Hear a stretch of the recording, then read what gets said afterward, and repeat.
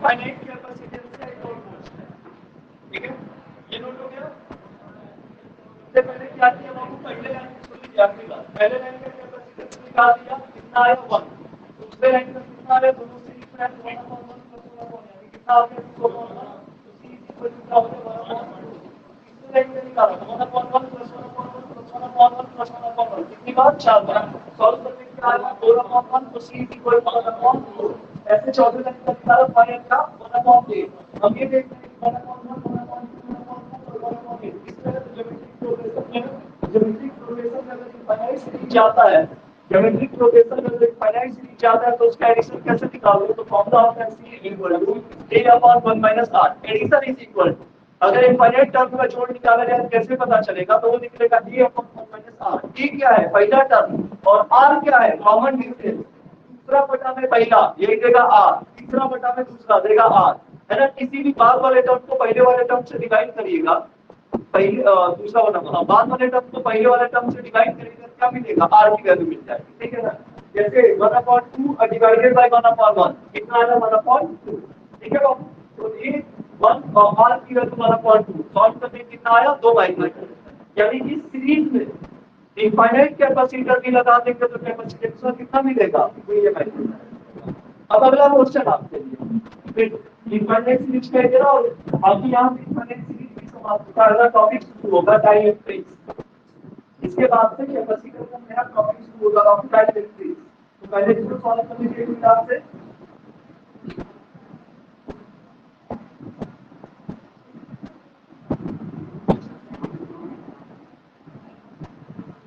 चलो देखो ये वायर है, वायर लंबाई कितनी है तो इनफाइनाइट लंबाई, ठीक है, इसको दे दिया प्लस टर्मिनल, ठीक है भाई। ये दूसरा वायर है, अभी मत बताइएगा देख लीजिए चेंज होता है, कितना लंबाई इनफाइनाइट, तो तार की लंबाई कितनी है इनफाइनाइट, एक को दे दिया पॉजिटिव दूसरे को दे दिया नेगेटिव, हमारे लेते इसको कहते हैं कि इसको कहते हैं, ठीक है। एक कैपेसिटर यहां लगा रहे हैं 1 माइक्रोफैराड, 1 माइक्रोफैराड,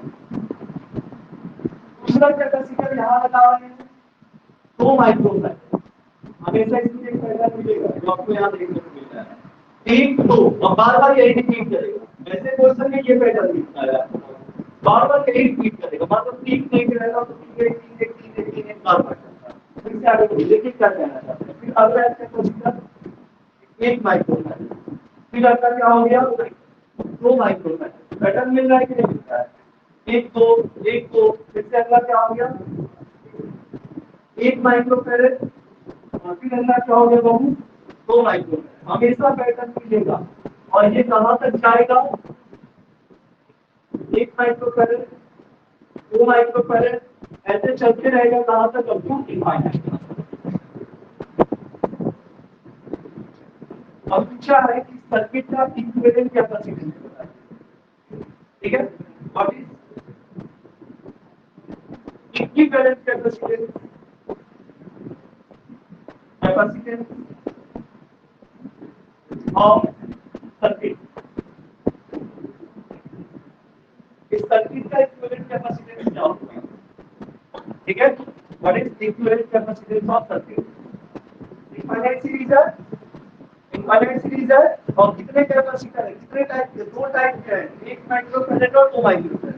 जब भी ऐसा क्वेश्चन आएगा बाबू ये पैटर्न एकदम लाजमी है, जैसे इससे पहले वाले क्वेश्चन में या तो डीपी होता है या जीपी होता, ऐसे ही इसमें भी ये पैटर्न एकदम तय स्टोरेज होगा ही होगा, हमेशा ये चीजें कैपेसिटर रिपीट करेगी ही करेगी, ठीक है बाबू, रिपीट नहीं करेगा तो नहीं सॉल्व, रिपीट करेगा तो ही हम सॉल्व करेंगे, ठीक है, नोट करके सॉल्व करें, सॉल्व करें।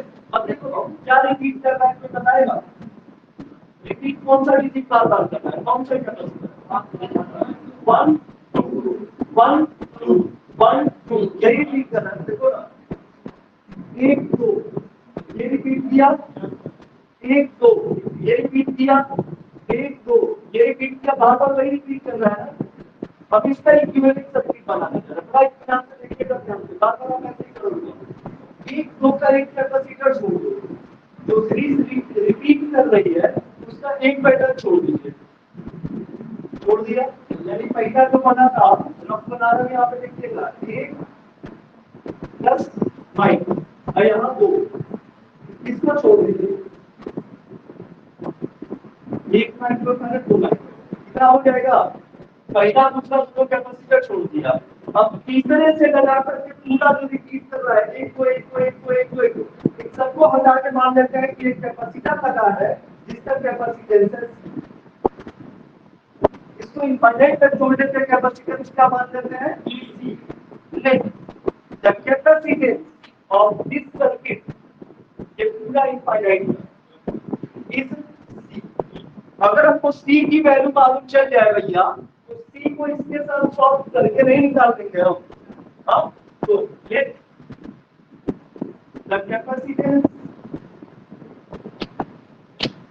ऑफ द सर्किट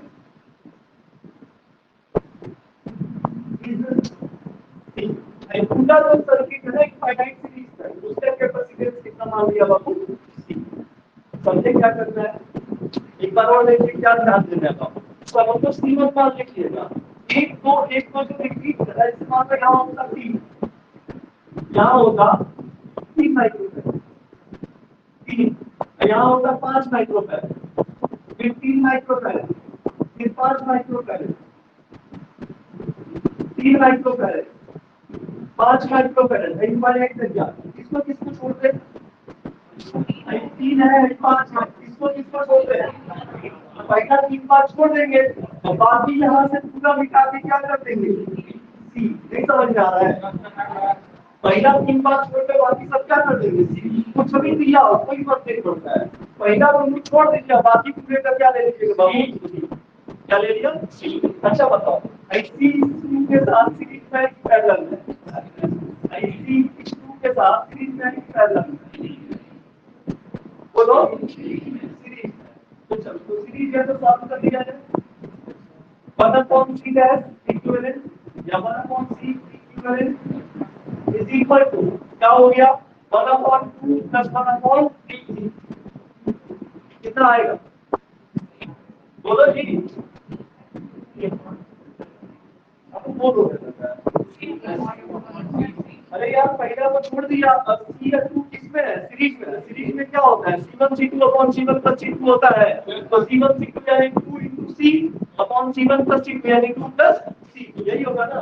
तो ये हो गया 2C अपॉन 2 + C, अरे सॉल्व करने पे एक को मिलेगा, देखो एलसीएम कितना होता है 2C वर्ग के नहीं हुआ 2C, तो ऊपर का चला गया C और यहाँ का चला गया 2, तो C + 2 अपॉन 2C है ना, और उसी को सीधा कर दीजिएगा, सीधा कर दीजिएगा तो C कितना हो जाएगा 2C अपॉन C + 2।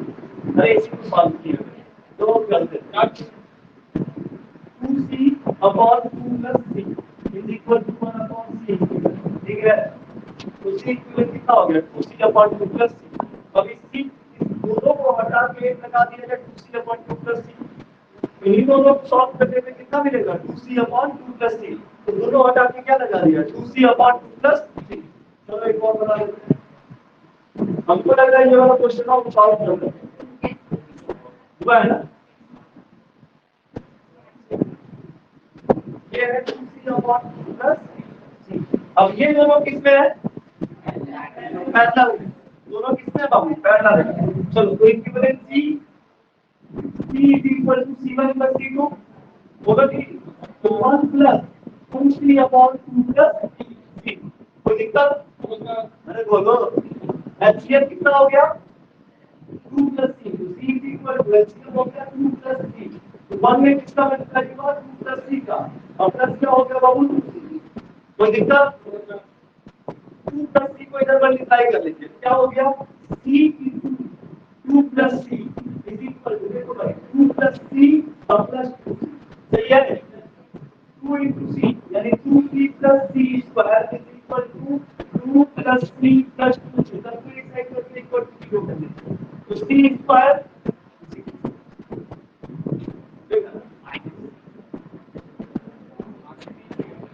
बोलो C स्क्वायर माइनस C बोल रहे हैं C स्क्वायर और 2C में से C कितना हो गया 3C, 3C इधर आया तो 2C माइनस 3C कितना बचा माइनस 3, अब माइनस 2 इज इक्वल टू 0, यही लेकर के आप क्या लिखना देखो 2C plus C square is equal to 2 plus C plus 2C, चलो 2C plus C कितना हो गया, ये हो गया 3, तो दिक्कत 3C को इधर लाइएगा क्या हो जाएगा माइनस 3 माइनस 3C और 2C माइनस 3C कितना हो जाएगा minus C square minus C plus इधर आएगा क्या माइनस, तो C square minus C minus 2 is equal to solve करते हैं क्वाड्रेटिक इक्वेशन, जोड़ने या घटाने पे एक आए और गुणा करने पे क्या है दो है, ऐसे सॉल्व करते हैं, ऐड करने पे या सबट्रैक्ट करने पे C को माने कुछ लिख सकते हैं, दो डिजिट बताइए जिसको जोड़ने घटाने पे एक आए, जोड़ने या घटाने पर एक आए और पूरा करने पे क्या है दो आए, दो और एक है दो माइनस एक कितना आएगा एक और 2 into 1 कितना आएगा, तो जोड़ने या घटाने पे एक आ रहा है, घटाने पे एक आ रहा है, मल्टीप्लाई करने कितना आ रहा है तो 1 को या 2 माइनस 1 नहीं लिख सकते हैं, 2 माइनस 1 इज इक्वल टू 1, उसी को ऐसे लिखना तो c square minus 2 minus 1 c minus 2 is equal to 0, चलो तो c square minus 2 into c 2c minus plus c minus 2 is equal to 0, तो दिक्कत अरे हाँ यार, चलो तो ये क्या हो गया c कॉमन ले लो तो c माइनस 2 प्लस 1 कॉमन ले लो क्या बचा c माइनस 2, कोई दिक्कत भैया, तो c minus 2 is equal to 0, तो c इज इक्वल टू क्या हो गया प्लस, अब दूसरा क्या है c plus 1 is equal to 0, तो c is equal to minus 1, capacitance कभी भी नेगेटिव नहीं हो सकता है हटा दीजिए, तो कैपेसिटर C की वैल्यू कैपेसिटेंस स्क्वायर कितनी है 2, अब चलो तो और हो गया सारा ठीक है, तो इक्विवेलेंट कैपेसिटेंस सर्किट का कितना आएगा तो माइक्रोफैराड, समझ में आया, तो भैया इन्हीं दो टाइप के सर्किट आपको इनफाइनाइट सीरीज में मिलेंगे, अगर पढ़े हैं मन से तो क्वेश्चन आसान लगेगा, नहीं तो छोड़ के आ जाएंगे, है ना, थोड़ा बहुत नोट कर लीजिए, और अगला क्वेश्चन अगला टॉपिक डाइलेक्ट्रिक्स, बड़ा प्यारा टॉपिक है और कैपेसिटर आखिरी टॉपिक है, ठीक है, डाइलेक्ट्रिक्स जल्दी नोट करिएगा 2 मिनट में, अटेंडेंस नहीं मिले क्योंकि टाइम कम है आपके पास,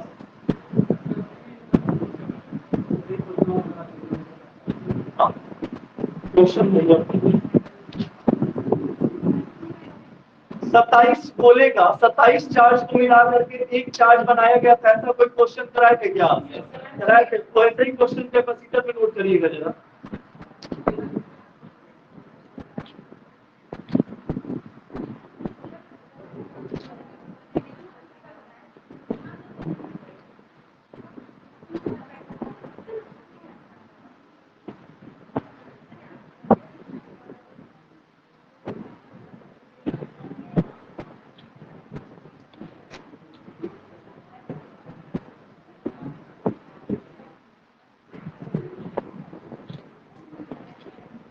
हो गया बाबू,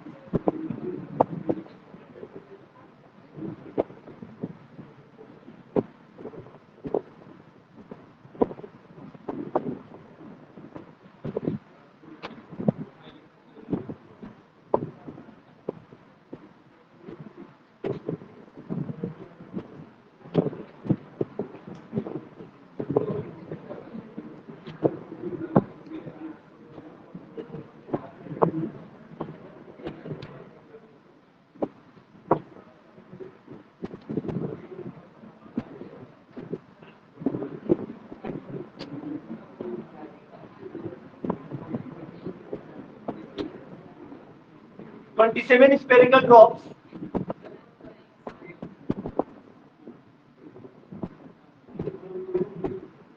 नोट कर लीजिए। ऊपर हम क्वेश्चन लिख दे रहे हैं बाबू, ठीक है ना।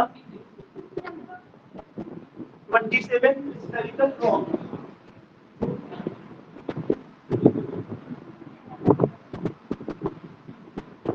27 spherical drops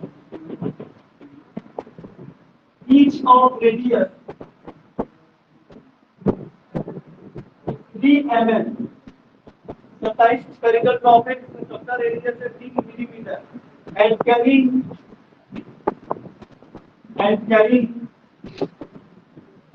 in the -12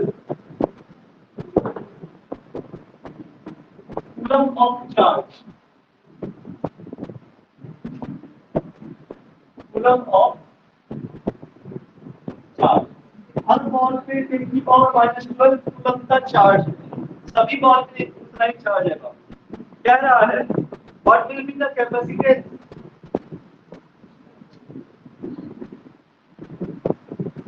या if all drops combine together to form a bigger drop। Bigger drop, what is the capacitance? It is and the voltage of bigger drop। आपको हिंट देते फॉर्मूला क्या लगेगा, तो फॉर्मूला लगेगा C equal to Q by V, capacitance is equal to charge upon potential. इसी फॉर्मूले का होगा ये लास्ट सीरीज में पहला, capacitance is equal to charge upon potential. ठीक है, ये आपको सॉल्व करके आना है कल, ठीक है। नहीं होगा तो हम बताएंगे, अगर आपसे नहीं होता है तो हम सॉल्व भी करा देंगे, कोई इशू नहीं है। पहले आप अटेंड कर लीजिए। अगला टॉपिक करेंगे डाइलेक्ट्रिक्स। डाइलेक्ट्रिक्स नहीं टॉपिक शुरू करते हैं, थोड़ा सा इंफॉर्मेशन डाइलेक्ट्रिक्स देखिए। आगे दिखाइए, ये पहले वाला में क्या है, अरे आपके पास इसका सॉल्यूशन पहले दिया था, एक क्वेश्चन दिया था find the value of C, same question दिया था, इसीलिए दिया था कि आज आसान रहेगा आपको। रिकॉर्डिंग के तो देखिएगा 3-4 दिन पहले का दिया होगा।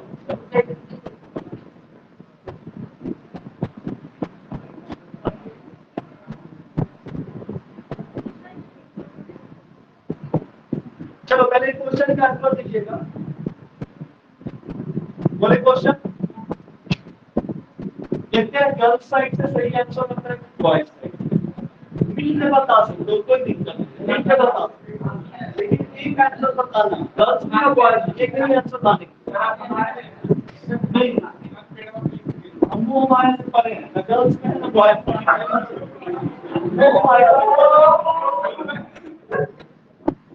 आज से आप इंग्लिश 2000 रुपये पर डे। चलो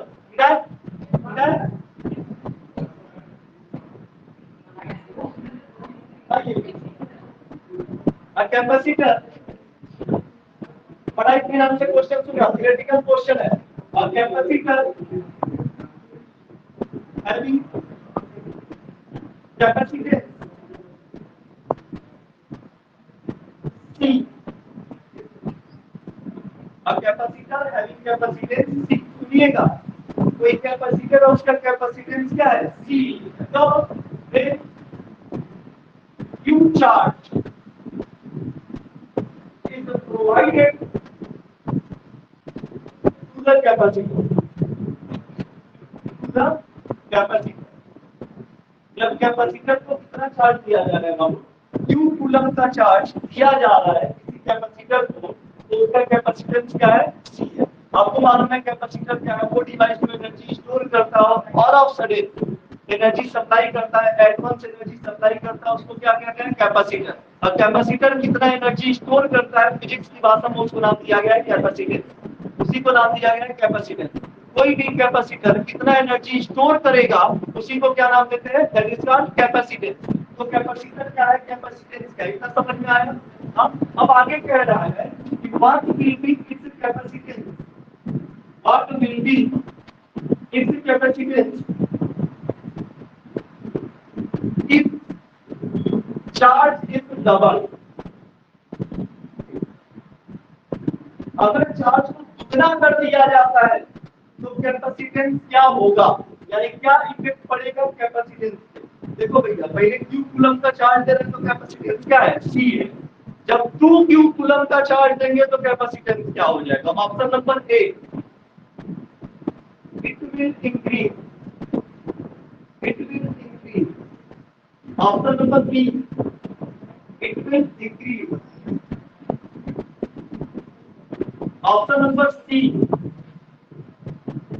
initially increases then decreases। Option number D, initially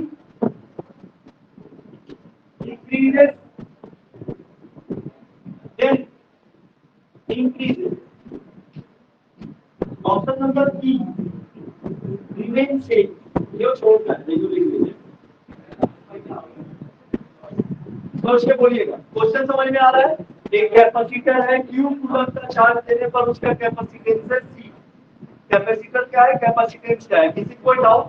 what is capacitor, what is capacitance? Example भी बताया था। अरे जब कैमरा से फोटो खींचते हो तो अचानक से फ्लैश लाइट निकलता है ना भाई, 3 वोल्ट सॉरी 15 वोल्ट के बैटरी का इतना औकात तो है नहीं कि आपको इतना ज्यादा लाइट दे देगा। अरे इतना लाइट होता है कि आंखें बंद हो जाती हैं। वो ऑल ऑफ सडन एनर्जी कहाँ से आया? वो ऑल ऑफ सडन एनर्जी कहाँ से आया?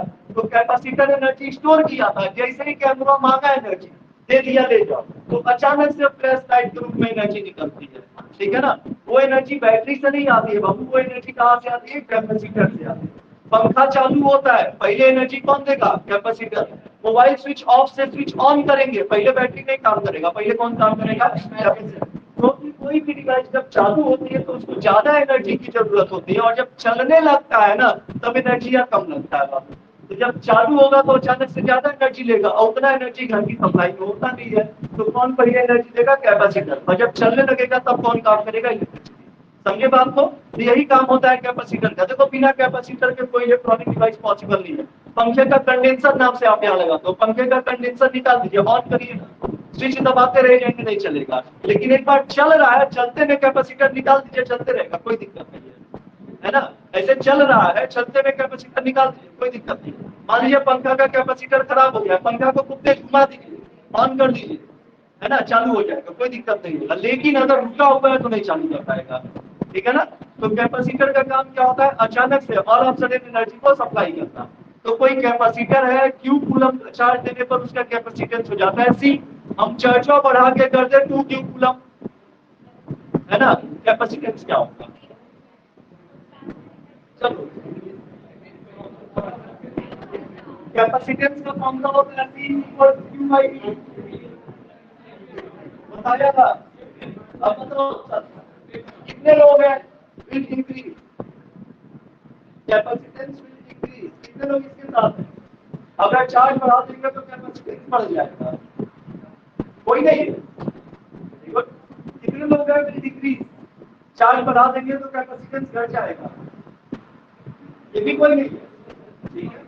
ये क्वेश्चन नहीं समझ आ रहा है, आंसर नहीं देना चाहते हैं। ऑप्शन नंबर 3, पहले बढ़ेगा फिर घटेगा।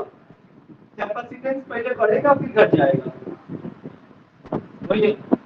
ऑप्शन नंबर 4 ये तो होगा ना, पहले घटेगा फिर बढ़ेगा, पहले घटेगा फिर बढ़ेगा, वही नहीं। अच्छा चलो, ऑप्शन नंबर 5 वो वैसे लिख दिया था, रिमेन से। अच्छा देखो, कैपेसिटर मान लीजिए, चलो सपोज सपोज किया आपके पास एक झोला है, या आपको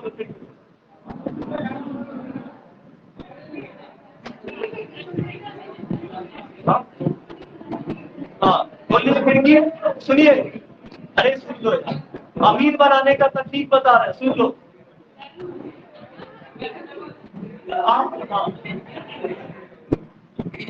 आपके पास एक झोला है, सुनो, एक झोला है, सपोज आप उसी झोले के साथ पैदा हुए, मान लिया थोड़ी देर के लिए, मान लिया आप उस झोले के साथ, अरे कर्ण भी तो पैदा हुआ था कवच कुंडल के साथ, तुम झोले के साथ पैदा हुए थे, क्या हो गया? एक झोले के साथ आप पैदा हुए, ठीक है? उस झोले में अगर पैसा ठूस के एकदम भरा जाए दबा दबा के, तो 50 लाख रुपया आएगा। कितना आ रहा है? 50। ऐसे 2-2 हजार की नोट पड़ रहा है, कितना आ रहा है? 50 लाख। सपोज किया ये आपके घर में वो पैसा कितना है, आपके घर में 50 लाख रुपया है, और पूरा 50 लाख उस झोले में आ जा रहा है। समझे इतना? मान लिया कि आप पैदा हुए हैं अंबानी के घर, उसी झोले को लेकर के, उसी झोले को लेकर के अंबानी के घर पैदा हुए हो। अब उस झोले में कितना पैसा आएगा? 50 लाख आएगा ना, 50 लाख आएगा ना। क्या चेंज होगा? वो जो झोला है वो कैपेसिटर है, और वो जो पैसा है वो चार्ज है। झोले की क्षमता, कैपेसिटेंस क्षमता है ना, कि कितना चार्ज स्टोर करेगा। झोले की क्षमता नोटों की संख्या पे, नोटों पे डिपेंड नहीं कर रहा है भैया। झोला जितना बड़ा है नोट उसके हिसाब से उसमें आ रहा है ना। तो किसी भी कैपेसिटर का कैपेसिटेंस चार्ज पर डिपेंड नहीं करता है। जब भी आप झोला सिलेंगे तो उसका साइज हो जाएगा ना। अरे सुन लो भाई, जब भी आप झोला सिलेंगे उसका साइज हो जाएगा ना। अब उसी साइज के हिसाब से उसमें पैसा रखाएगा। तो जब भी कोई कैपेसिटर बनता है, लाइए गार्ड मान लीजिएगा, फिर पूछेंगे, जब भी कोई कैपेसिटर बनता है उसका कैपेसिटेंस डिसाइड हो जाता है। वो ना तो चार्ज पे डिपेंड करता है और ना डिपेंड करता है वोल्टेज पे। कैपेसिटेंस डिपेंड करता है तो कैपेसिटेंस डिपेंड करता है रेडियस पर, और कैपेसिटेंस डिपेंड करता है फ्रीक्वेंसी पर। ये कभी भी क्यू और वी पर डिपेंड नहीं करता है। चलो तो हिंदी में क्या लिखेंगे? हिंदी में लिख देते हैं, कोई कैपेसिटर बनता है, कैपेसिटर बनता है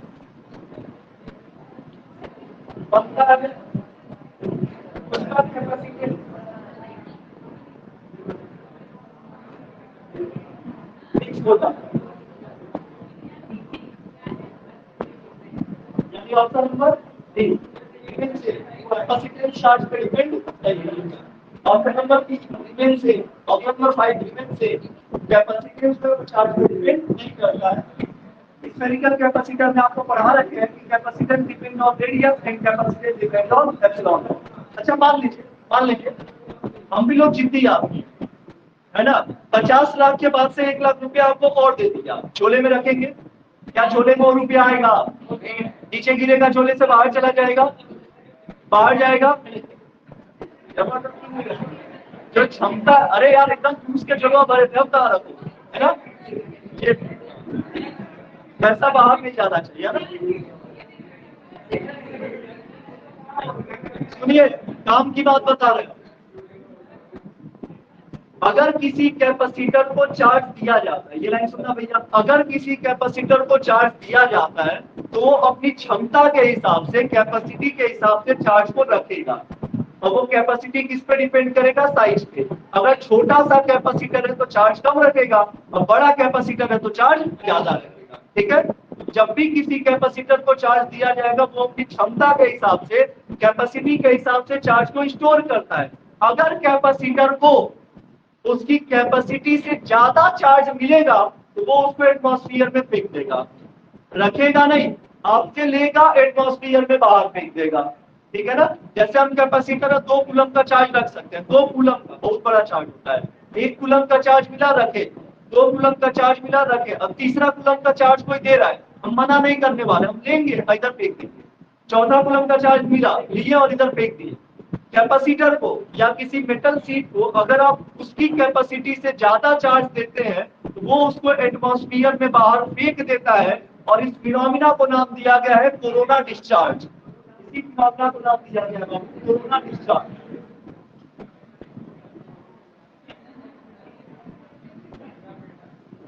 कोरोना डिस्चार्ज तो क्या है भैया कोरोना डिस्चार्ज? किसी मेटल सीट को उसके कैपेसिटी से ज्यादा चार्ज दीजिएगा, वो उसको एटमॉस्फेयर में बाहर फेंक देगा। इसी प्रोसेस को क्या नाम देंगे? Corona discharge. कोई दिक्कत? लिख लीजिएगा corona discharge. Whenever corona discharge, whenever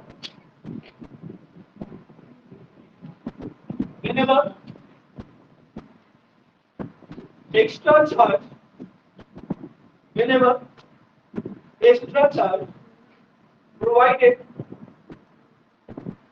whenever extra charge bracket में लिख लीजिएगा beyond the capacity, whenever extra charge bracket में beyond the capacity, beyond the capacity हो गया। whenever extra charge in bracket beyond the capacity bracket close provided to capacitor, provided to capacitor, provided to capacitor, bracket में capacitor होता क्या है? Metal का plate ही तो होता है, तो ब्रैकेट में metal C, provided to capacitor in bracket metal C, whenever the extra charge provided to capacitor है ना, it throw out the charge in atmosphere, it throw out, फेंक देता है, it throw out the charge in atmosphere, it throw out the charge in atmosphere, हो गया? In atmosphere, this process is called coronal discharge, this process is called coronal discharge, this process is called coronal discharge। अच्छा ये बताओ यार, मेरे पास इतना बड़ा एक मेटल का सीट, सपोज किया ना ये एक मेटल का सीट है, इतना बड़ा सीट है ना, भाई 5 कूलम का चार्ज रख सकता है। कितना कूलम? 5 कूलम। एक सुई के नोक के बराबर एक मेटल का पिन है, क्या दोनों बराबर चार्ज रख सकते हैं? पॉसिबल है? नहीं पॉसिबल है बाबू। ये अगर 5 कूलम रख रहा है, यही 5 कूलम सुई को दे दीजिए, क्या रख पाएगा? नहीं रखेगा। 0.1 0.2 कूलम रखेगा, बाकी सब तो बाहर ही फेंकेगा। तो मेटल सीट से चार्ज को बाहर निकलना क्या करेंगे? Corona discharge. कब होगा? पहले अपना पेट भरेगा भैया, पहले पूरी तरीके से भर जाएगा, फिर बचा हुआ चार्ज कहाँ फेंकेगा? बाहर, है ना। तो पहले सीट भरेगा पूरा अपना, जब भर जाएगा तब कहाँ फेंकेगा? बाहर। झोला में पैसा भरेगा पहले, भरने के बाद कहाँ गिरेगा? नीचे, है ना बाबू। तो भरना कोरोना डिस्चार्ज नहीं है, भरना कोरोना डिस्चार्ज के भरने को क्या कहते हैं? Charging of a capacitor. अब बाहर निकलने को क्या कहते हैं? Corona discharge. समझ में आया इतना? अब डाल दीजिए डाइलेक्ट्रिक्स, डाइलेक्ट्रिक्स टॉपिक। और आज के लिए इतना ही, है ना। That's all for today, thank you. कल सबकी छुट्टी हो गई है, स्कूल किसी का चल रहा है अभी? आपका चल रहा है। कितने बजे होती है छुट्टी? 8:30 बजे छुट्टी हो जाती है। आपकी? ठीक है, कोई नहीं। आपकी? कल जाना है स्कूल? नहीं, 2 दिन नहीं जाने पे, कल मत जाइए, परसों चल जाइएगा। मतलब कल आप चलो चले जाओ, परसों तब हम लोग क्लास रख लेंगे मॉर्निंग में, ठीक है ना। हमको थोड़ा समय दीजिए, 2-2 घंटे का, हम पढ़ाने के लिए तैयार है ना। आप